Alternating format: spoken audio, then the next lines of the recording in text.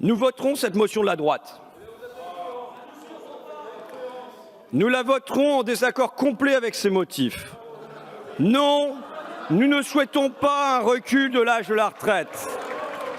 Au contraire, nous souhaitons l'avancée. Nous souhaitons renouer avec le fil du progrès, avec un progrès qui, au long du XXe siècle, avec l'obstination du mouvement ouvrier, a vu le temps de travail diminuer. Diminuer pour les enfants d'abord, qui ne sont plus descendus à la mine à 10 ans, 12 ans, 14 ans. Diminuer pour les femmes, qui grâce au congé maternité n'ont plus accouché sur les chaînes.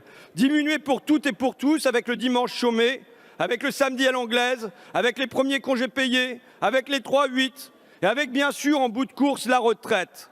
Cette nouvelle étape de la vie, comme causait Jean Jaurès, une retraite ramenée à 60 ans en 1982 et que vous repoussez depuis pour mieux servir des dividendes aux actionnaires.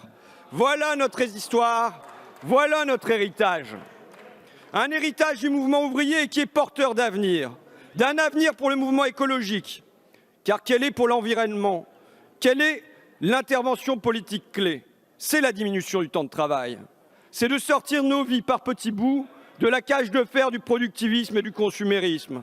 C'est d'en finir avec le travailler plus pour gagner plus, pour produire plus, pour consommer plus, pour travailler plus, comme des hamsters dans leur roue.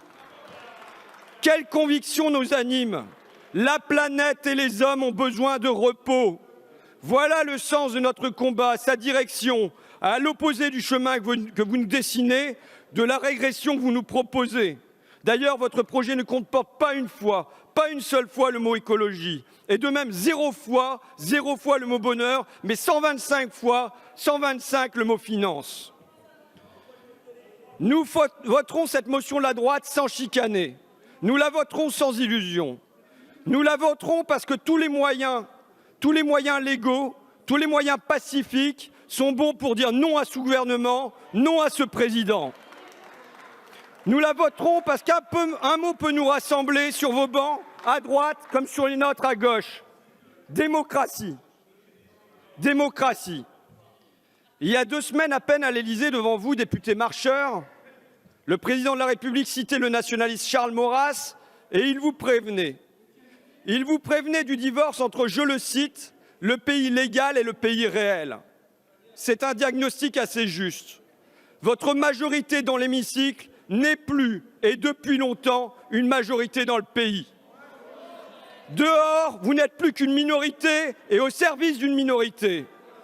Dehors, vous êtes massivement rejetés. Dehors, vous cachez votre étiquette, votre parti comme une honte. C'est un fossé, un gouffre qui s'est creusé entre représentants et représentés. Votre légitimité s'est amenuisée, elle a disparu. Votre mandat n'a plus de base, plus d'appui dans le pays. Et malgré votre fragilité, malgré votre faiblesse que vous connaissez, c'est par la force que vous imposez votre réforme.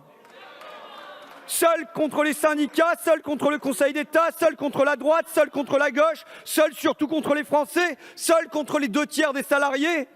Le moment gilet jaune ne vous a pas suffi? Le vent du boulet, vous ne l'avez pas senti?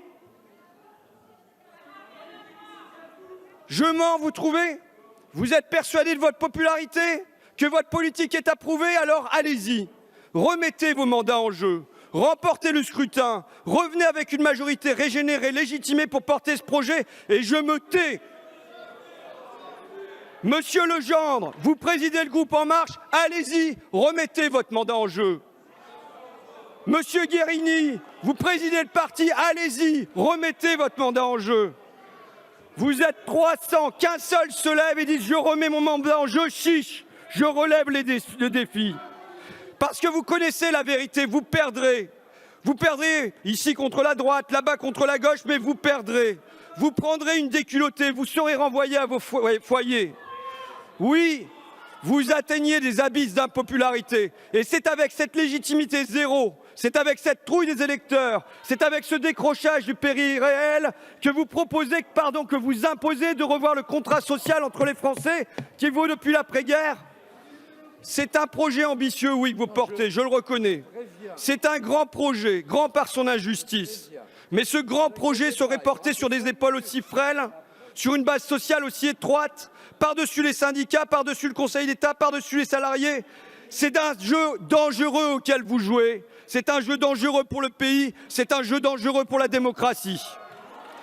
Merci, Monsieur Ruffin.